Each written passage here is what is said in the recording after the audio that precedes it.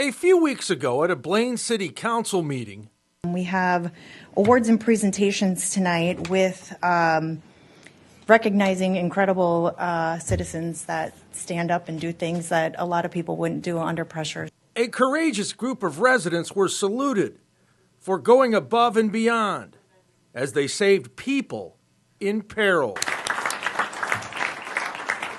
It's great that we recognize them, and we do it in like a public forum and not just do it silently. And that's what makes it so great, because it's our officers that are doing it.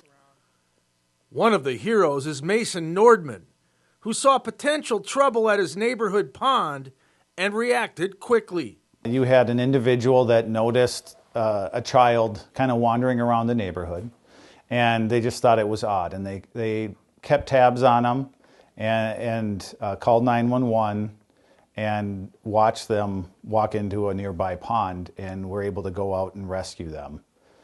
Honestly, it was more of a thing. I was just happy I was in the right place in the right time.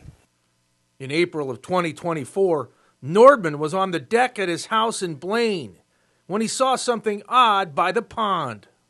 I noticed there was a boy that was kind of walking back over here behind my fence, and he didn't have any shoes on.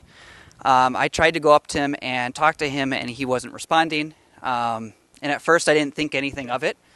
Nordman and his neighbor called 911 and found out the boy was autistic and couldn't communicate. He had started running kind of more this way, and so I had chased him, and he started going into a pond, and he was knee deep, and I just pulled him back. Blaine police were still minutes away, so Nordman's quick thinking and fast response prevented a disastrous outcome. I certainly don't want people to get involved in cases or situations where they are at risk of harm. But some people, they just want to do that, and they want to act.